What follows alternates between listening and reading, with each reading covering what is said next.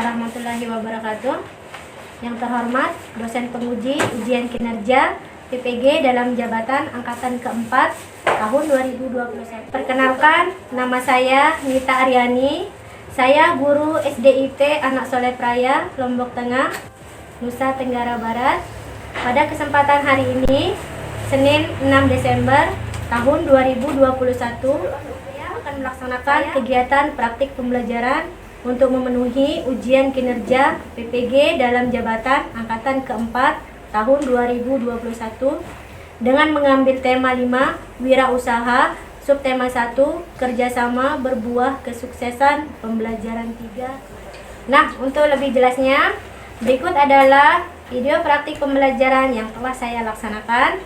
Mohon masukan dan saran agar kedepannya kegiatan pembelajaran saya bisa menjadi lebih baik lagi. Terima kasih atas perhatiannya. Wassalamualaikum warahmatullahi wabarakatuh.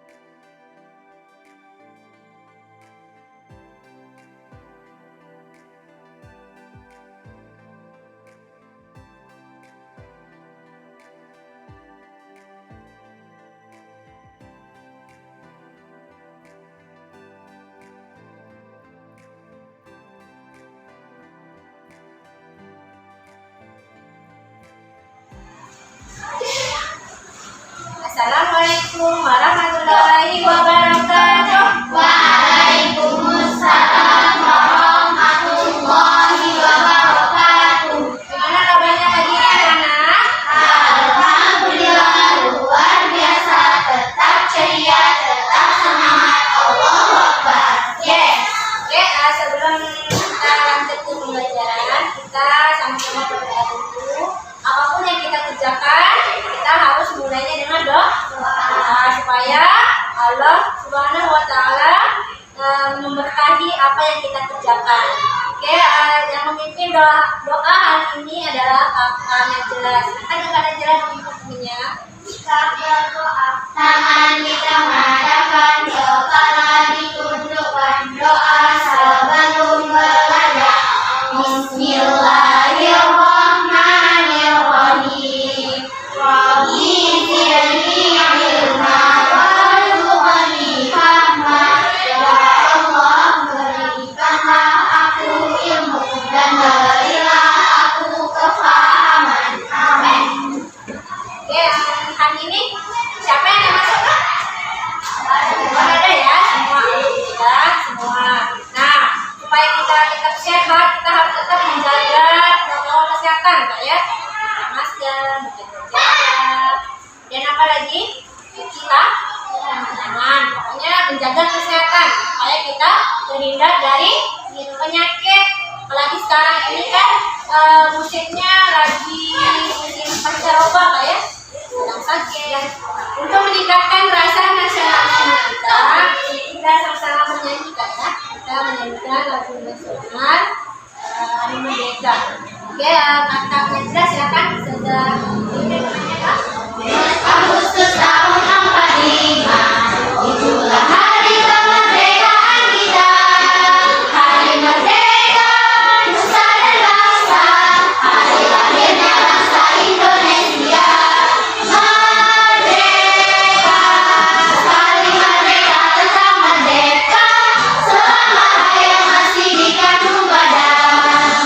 Kita tetap setia mempertahankan Indonesia.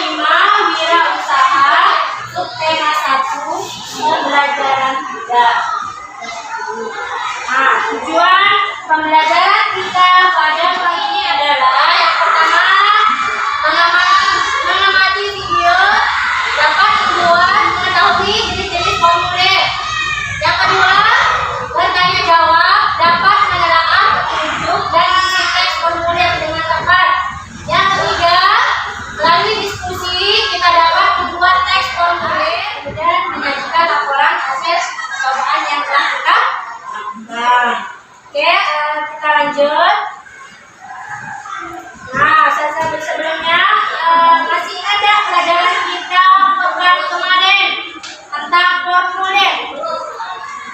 Sip? Ya. Coba siapa yang oke, pekan kemarin kita sudah belajar tentang formulir. Nah, ya, siapa yang masih ingat apa itu formulir? Silakan Kak Aurora. Formulir adalah lembar atau surat yang harus diisi. Ya, benar. Nah, formulir adalah lembar atau lembaran ya yang ingin diisi ya. Kemudian siapa yang masih ingat jenis-jenis formulir? Coba Kak Najla. Formulir pendaftaran, formulir penilaian, special post, slip tabungan, daftar riwayat hidup. Ya, benar Kak Najla ya. Nah, hari ini kita belajar tentang bagaimana mengisi formulir ya, tunjuk formulir. Nah, sebelumnya saya akan menampilkan video ya. Silakan diperhatikan. 1. Pengertian formulir. Apa itu formulir? Yang kedua, fungsi dan tujuan formulir. Yang ketiga, bagian-bagian formulir. Dan yang keempat, jenis-jenis formulir. Sudah siap belajar bersama? Yuk kita mulai. Kak ya. Edo sangat tertarik untuk mengikuti lomba pameran negara-negara Asia. Sebagai syarat untuk mengikuti lomba, Edo harus mengisi formulir pendaftaran terlebih dahulu. Dari teks singkat tersebut, apakah sudah ada gambaran mengenai formulir? Apa itu formulir? Apakah kamu pernah melihat formulir? Apa saja jenis formulir yang sudah kamu ketahui? Jika belum, ayo kita pelajari adalah sebuah lembaran atau kertas yang berisi beberapa pertanyaan resmi dan harus diisi oleh pengguna dengan betul. Yang pertama yaitu mengumpulkan data-data. Formulir digunakan untuk mengumpulkan data-data seseorang. Yang kedua, untuk mencari sebuah informasi tertentu. Dan yang ketiga, sebagai media komunikasi. Kemudian tujuan formulir ada dua. Kita mengisi formulir yaitu untuk meminta dilakukannya tindakan. Misalnya, formulir untuk mendaftarkan diri mengikuti kegiatan ekstrakurikuler dan formulir untuk nasabah yang ingin mengirimkan uang ke nasabah lainnya. Kita mengisi formulir agar kita dapat mengikuti kegiatan ekstrakurikuler dan untuk mengirim uang. Dan bagian penutup yang berisi tempat dan akhir pengisian formulir disertai nama lengkap pengisi dan tanda tangan. Penilaian formulir ini ya. ada sampos, daftar riwayat hidup, kartu anggota, dan lain sebagainya. Formulir pendaftaran adalah formulir yang berisi pertanyaan tentang identitas diri untuk keperluan tertentu. Misalnya, kamu mengisi formulir untuk mengikuti sebuah lomba. Formulir penilaian. Formulir penilaian adalah formulir yang berisi pertanyaan tentang hal yang diperlukan untuk menilai sesuatu. Formulir ini biasanya digunakan oleh juri dalam kegiatan lomba. Formulir pengiriman uang. Formulir pengiriman uang adalah formulir yang berisi pertanyaan tentang informasi nasabah bank yang ingin mengirimkan uang kepada nasabah lainnya. Jadi, ketika kalian ingin mengirimkan uang melalui bank, biasanya kalian harus mengisi formulir ini terlebih dahulu. Yang selanjutnya yaitu wesel pos. Wesel pos adalah kertas berbentuk formulir yang berguna untuk jasa kirim-mengirim uang melalui layanan jasa pos. Selain melalui hidup yaitu formulir yang berisi tentang formulir penilaian. Contohnya biasanya diisi dengan kata. Ada beberapa hal penting yang harus diisi dari kita pada video kali ini. Jika kalian merasa video ini ini adalah tentang pengertian formulir. Nah, dari video yang kakak tonton tadi, silakan siapa tahu ada yang mau menanggapi atau yang belum dimengerti ya. Silakan siapa yang mau bertanya? Ya, kakak sana. Mengapa halaman harus dituliskan lengkap? Mengapa? Halaman harus dituliskan lengkap. Ya, saya kira ada yang bisa jawab. Mengapa alamat harus ditulis lengkap? Agar apa? Coba kakak Ulia. Agar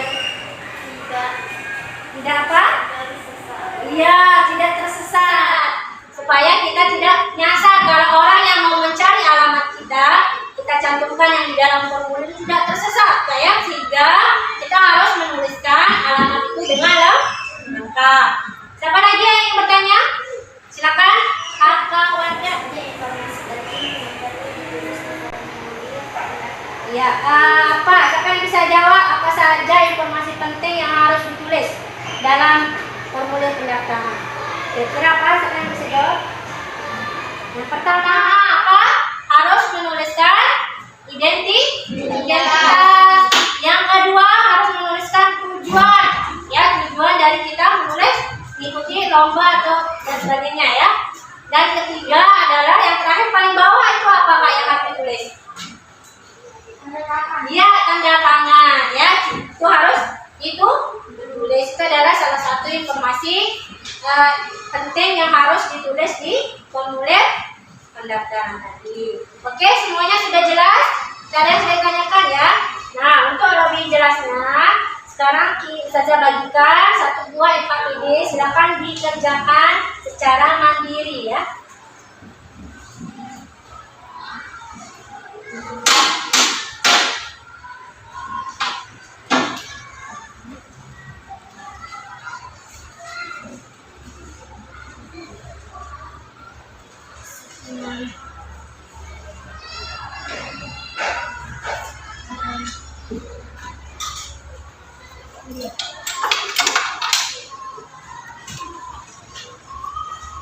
Dan dapat Torora ya. Oke, silakan dikerjakan.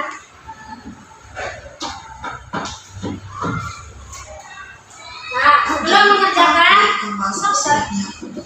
Sampai jumpa di video selanjutnya. Bye-bye. coba perhatikan saya sebentar Kak. Nah, sebelum mengisi suatu formulir, kita harus memperhatikan petunjuk. Apa itu petunjuk? Petunjuk itu adalah bagaimana cara kita mengisi sebuah formulir ya. Petunjuk itu sangat penting kayak sehingga biasa ditaruh di awalnya ya. Sebelum ada pengisian, ada beberapa petunjuk yang harus diikuti ya. Nah, petunjuk itu harus diikuti sesuai dengan petunjuknya. Penulisan formulir itu ya. Silakan dibaca petunjuknya, kemudian diisi formulir yang sudah tersedia ya.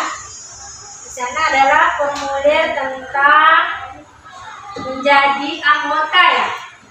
Ya.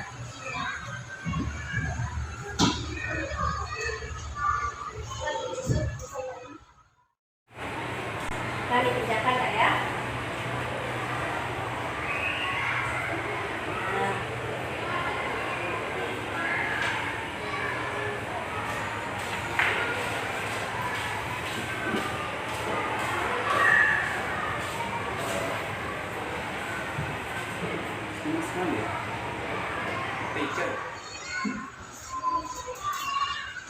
Oke, sudah selesai?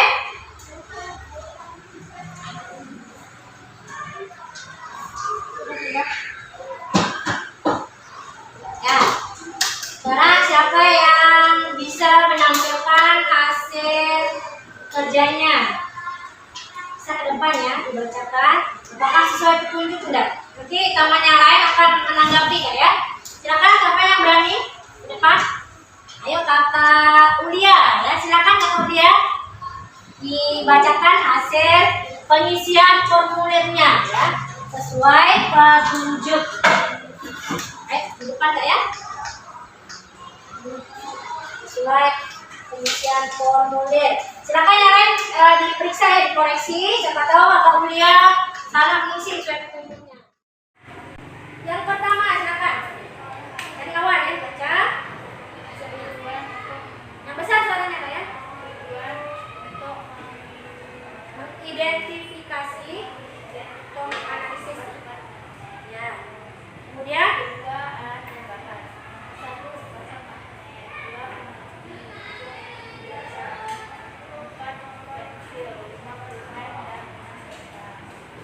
lanjut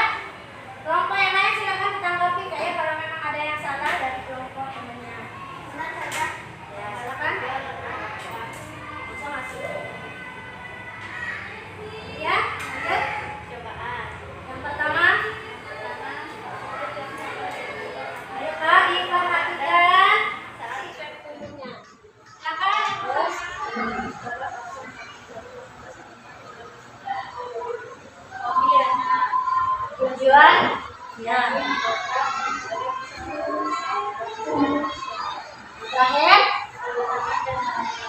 Ya, coba kita cek ya. Nah, yang pertama, istilah formulir menggunakan lengkap. Tadi kalau dia menulis nama lengkap enggak? Tulis ya. Ya. Yang kedua, menggunakan huruf besar. Nah, di sini kalau dia menggunakan huruf besar enggak? Tidak ya. Kita harus menulis menggunakan huruf besar sesuai petunjuk. Yang ketiga, tulislah alamat rumah secara lengkap dengan mencantumkan kode pos. Nah, di sini Kakak Ulia sudah menampilkan kode posnya ya. Yang keempat, menuliskan alamat sekolah dengan lengkap dan menggunakan kode pos. Ya, sudah lengkap. Kemudian tujuan mengikuti klub sudah ditulis sama Ulia. Dan terakhir adalah tanda tangan. Nah, oke, Kak Ulia silakan boleh. Terima kasih Kak Ulia. Kita kasih ke Kak Ulia. Tempel jempol. Jempol kanan, jempol kiri, 2 jempol.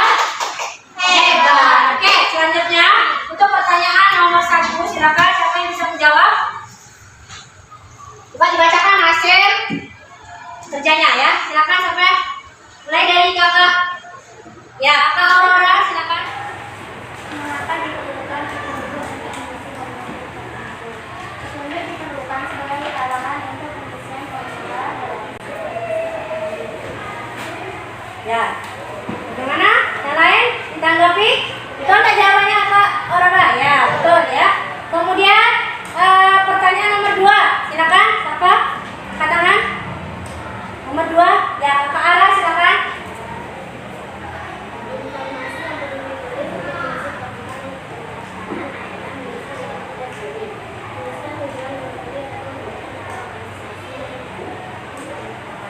Harus menuliskan tanda tangan, identitas, ya betul apa tidak? Betul ya. Ya. Kemudian yang ketiga, silakan. Ya, silakan Kakak Najla. Bacakan alamat harus ditulis secara lengkap. Ya, Alamat harus ditulis secara lengkap agar alamat mudah ditemukan. Iya, kalau kita menulis alamat sudah lengkap, alamat kita tidak sulit ditemukan, ya. Itu adalah salah satu fungsinya mengapa kita menuliskan alamat secara lengkap. Betul ya. Kemudian yang keempat, belum silakan Kakak Sakina. Jika alamat tidak lengkap, maka halaman akan sulit ditemukan. Bisa membuat orang mencari. Iya, kalau kita tidak menuliskan alamat lengkap, orang yang mencari alamat kita itu bingung, kayak dia bisa-bisanya nyesal ya. Oke, yang kelima, yang terakhir siapa yang bisa? Silakan Kakak Warga. Mengapa kita perlu menuliskan kode pos pada formulir? Formulir. Ya. Bagian alamat kode pos harus dituliskan pada bagian alamat formulir karena kode pos dapat menjadi rujukan bagi seseorang untuk menemukan suatu alamat. Ya, itu juga salah satu gunanya untuk menunjuk alamat. Itu fungsinya kode pos dituliskan. Oke, dari MKPD sudah selesai. Silakan bisa dikumpulkan. Ya kan Kakak Aurora dikumpulkan ya. Kita lanjut ke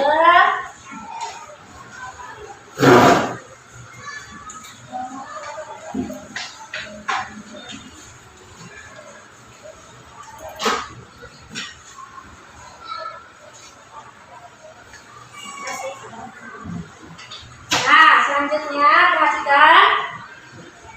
Pekan kemarin kita sudah belajar tentang magnet. Ya. Nah, siapa kira-kira yang pernah melihat mainan kulkas yang ditempel di pintu itu? Karat. Coba, pernah karat? Ya, kenapa bisa nempel, Kak? Iya, karena dia ada magnetnya, ya, bisa nempel. Kira-kira siapa yang masih ingat apa itu magnet? Kan kemarin kita sudah belajar. Siapa yang masih ingat? Ya, Kakak Ulia silakan. Magnet adalah benda yang bisa menarik benda di sekitar. Ya. Contohnya Nah, itu adalah salah satu pengertian magnet. Nah, selain pengertiannya juga kita belajar tentang jenis-jenisnya. Siapa yang masih ingat jenis-jenis magnet? Coba Kak Aurora silakan ingat. jenis magnet adalah Ada satu. pertama magnet fotokopi, Ya, yang kedua. magnet jarum, Yang ketiga. Yang keempat. magnet kaca, Yang kelima. Iya, itu adalah jenis-jenis jenis atau macam-macamnya ya. Nah, selain punya pengertian jenis-jenis, magnet juga memiliki karakteristik, maksudnya dia memiliki dua kutub ya. Ada namanya kutub selatan dan kutub utara. Ya. Nah, untuk lebih jelasnya, magnet juga mempunyai sifat-sifat ya. Nah, hari ini kita akan mempraktikkan sifat-sifat Oke, sebelum kita mempraktikkan, saya akan menampilkan satu buah video ya tentang jenis-jenis magnet. Silakan dilihat. Nah, magnet jenis magnet ya. Nah, setiap jenis-jenis magnet itu dimanfaatkan, itu biasa digunakan di kehidupan sehari-hari ya. Contohnya misalkan magnet ini di speaker ini ya. Ini adalah ada magnet di dalamnya. Kalau nggak ada magnet tidak bisa bunyi ya. Itu salah satu pemanfaatan magnet ya dalam kehidupan sehari-hari. Nah, sekarang saya akan tampilkan satu buah video untuk lebih jelasnya ya, apa manfaat magnet dalam kehidupan sehari-hari ya. Silakan perhatikan. Manfaat magnet batam yang pertama adalah ya. ada sebuah ujung penting untuk memudahkan dalam mengambil jarum cair. Yang kedua, terdapat fibel listrik untuk menggerakkan roda lonceng. Yang ketiga, terdapat di papan catur agar sebuah catur tidak mudah tersuling. Yang keempat, pada dinamo sepeda dan konverter untuk mengaktifkan sebuah Ini adalah magnet batam ya. untuk mengangkut benda-benda dari besi. Yang kedua adalah magnet jam. Nah, ini perhatikan. Ini adalah magnet batam ya. Ini pemanfaatan magnet batam dalam kehidupan sehari-hari digunakan biasa yang pertama pada sebuah ujung gunting untuk memudahkan dalam mengambil jarum jahit. Kalau kakak bisa sulit mengambil jarum kayak di lantung dia sulit ya. Gunakan aja ujung gunting itu bisa ya. Karena di ujung gunting itu ada magnetnya ya. Yang kedua, terdapat di bel listrik untuk menggerakkan pemukul lonceng. Nah, bel listrik ya, biasa yang ada bunyi-bunyiannya ya. Itu biasa menggunakan magnet seperti speaker ini Kak ya. Ini juga dia di sini menggunakan magnet. Ya, di laptop, di LCD-nya juga seperti itu ya. Untuk speakernya biasa menggunakan magnet. Yang ketiga, terdapat di papan catur agar sebuah catur tidak mudah terguling. Ya, biasa di bawahnya. Ya. Yang keempat, pada dinamo sepeda dan generator untuk membangkitkan sebuah tenaga listrik. Itu juga salah satu manfaatnya ya. Yang kelima, alat untuk mengangkut benda-benda yang terbuat dari besi gitu ya. Untuk diangkut dan memudahkan ya. Nah, lanjut. Sebuah tenaga. Nah, sini lanjut ya, magnet jarum. Perhatikan magnet jarum. Menyerupai jarum kompas dengan kedua ujung atau kutub magnet yang lucu. Pemanfaatan itu adalah untuk kompas. Nah, biasa di kompas ya, di jarum kompas itu. Itu manfaatnya untuk menunjukkan arah mata angin ya.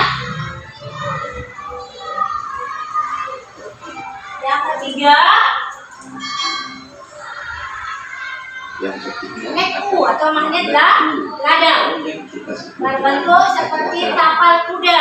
Seperti tapal kuda atau seperti huruf. Pemanfaatan magnet ladang pada umumnya digunakan untuk mengambil klip kertas atau potongan kecil logam yang sudah dicakar dalam suatu bangunan atau mesin.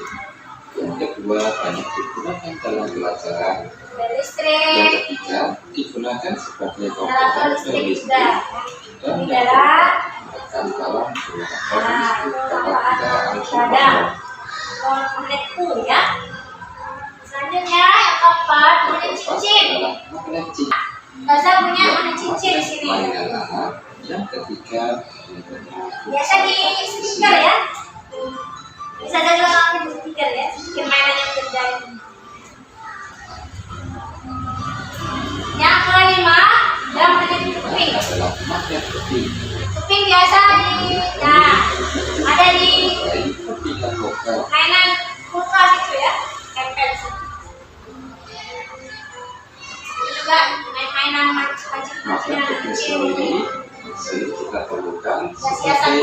hiasan kulkas. Coba kalian perhatikan hiasan-hiasan yang ada di kulkas kalian. Nah, ini hiasan kulkas ya. Pasti ada yang punya di rumah ya. Ini magnet silinder. Sifat-sifat magnet silakan dibagi menjadi 2 kelompok.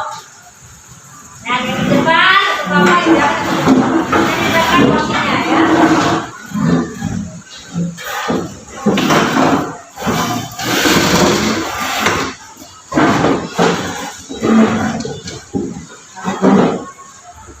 Oke, saya akan bagikan alat-alat dan bahan yang digunakan untuk praktik ya, dan percobaan. Yang pertama,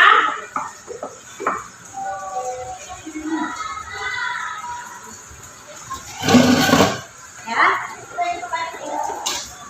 yang pertama itu magnet ya, magnet ada 2, ya kan dibagi di belakang Pak ya, ini 2, ada jarum pentul sama 1, kemudian peniti ya, peniti sama 1 Kak, dan kan namanya, sama ini klip kayak klip nempel kertas ya, silakan. Nah, sekarang saya akan bagikan lembar kegiatan yang akan dilakukan. Ini 1,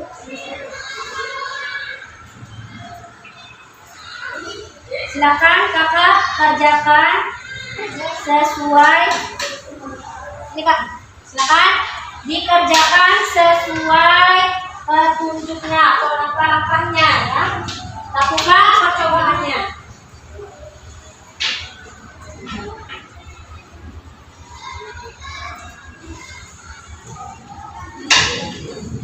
Silakan. Siapkan pensil, kertas semuanya ya. Silakan kakak dilakukan. Yang pertama, langkah yang pertama apa saja? Ya. Kemudian nanti hasilnya dituliskan ya. Ya. Pertama, gimana? Ya, ditulis. Yang pertama.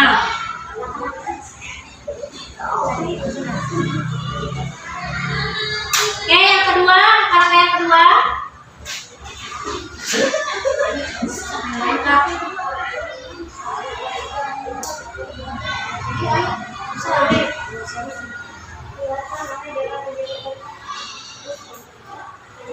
Yang ketiga, ya, mendekatkan magnet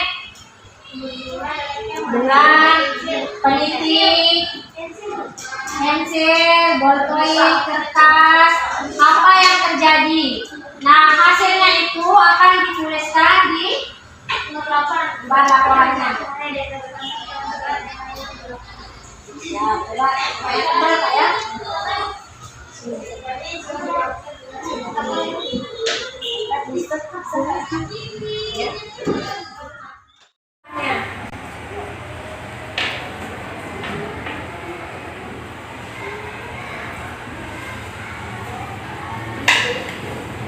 Silakan. Siapkan pensil, kertas semuanya ya. Silakan Kak. Silakan. Yang pertama, langkah yang pertama apa saja? Ya. Kemudian nanti hasilnya dituliskan ya. Ya. Pertama, gimana? Yang pertama.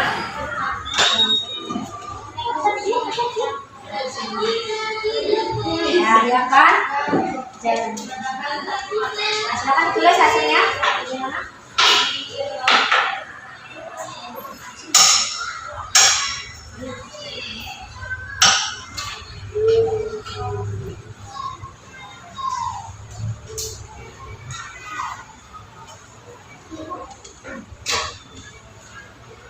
Nah, udah.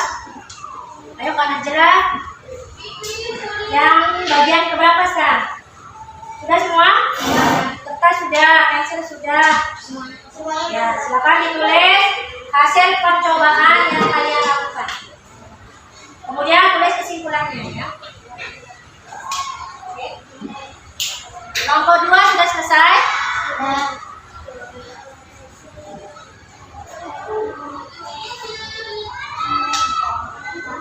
Oke, kalau sudah selesai semua.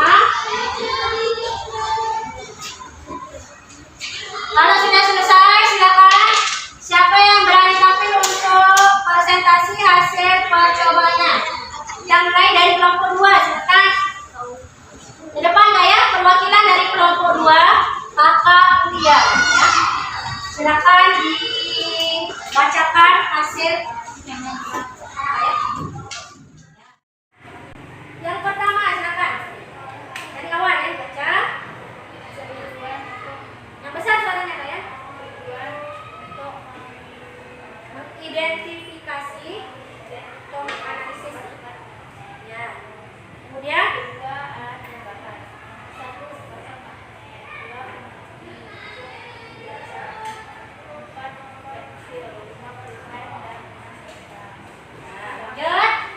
kelompok yang lain silakan ditanggapi Kak ya, kalau memang ada yang salah dari kelompok temannya.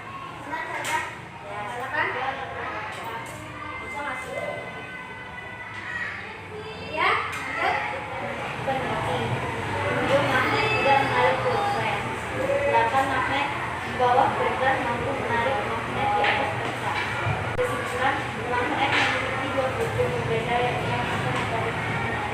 Jika kutub yang berbeda dikaitkan, sedangkan magnet akan menarik Ya, kebenaran hasil dari kelompok 1.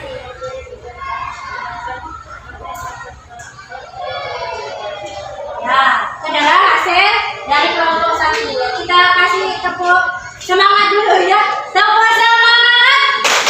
Semangat. Nah, semangat. Harus semangat ya dalam belajar biar ilmu yang kita dapat berkah. Oke, lanjut.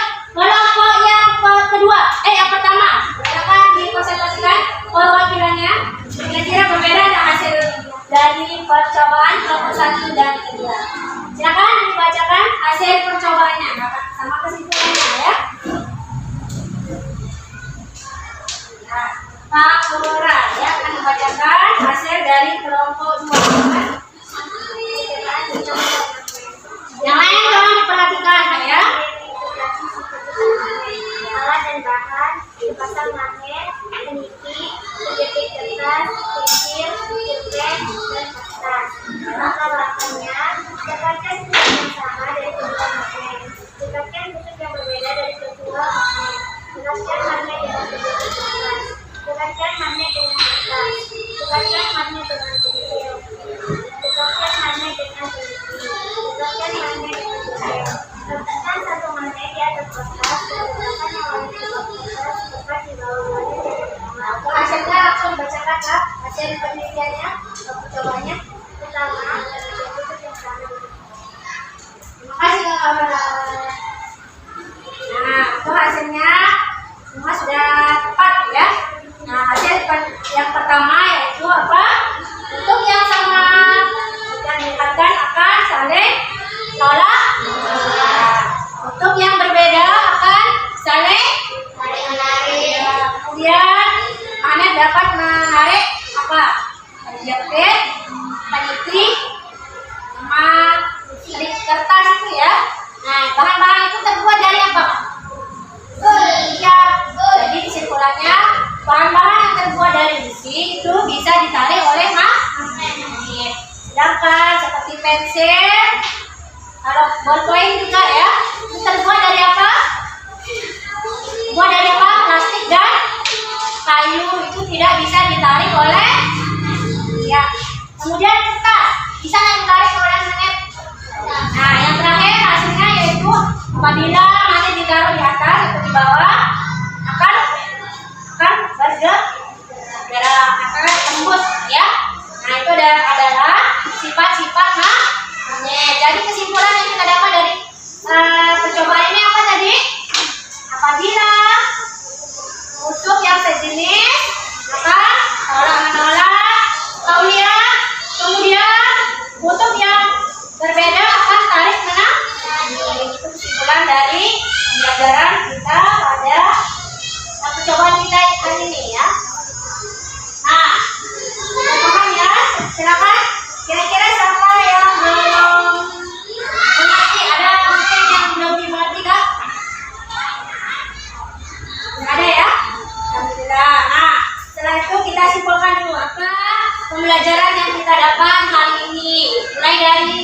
Yang pertama tadi apa Kak?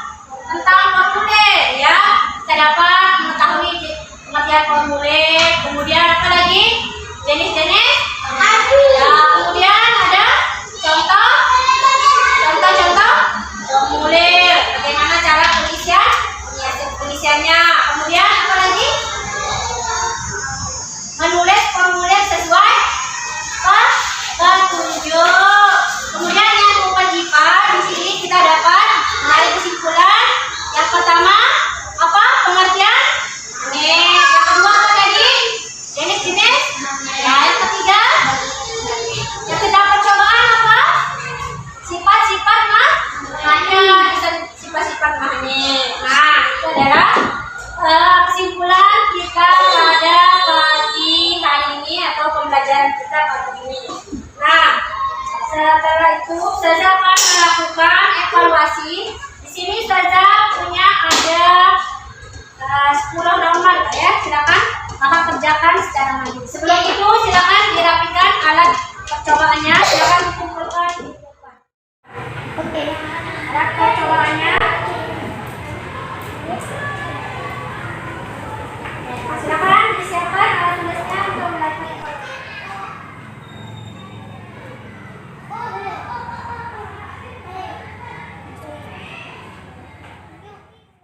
Oke, dari evaluasi yang sudah kita lakukan tadi, alhamdulillah semua mencapai KKM ya. Jadi tidak ada yang remedi atau pengainan. Oke, ya untuk mengakhiri pembelajaran kita hari ini, kita sama-sama berdoa. Silakan Kakak Aurora dipimpin doa. Oke, silakan. Kita berdoa, tangan di tangan, doa ditundukkan.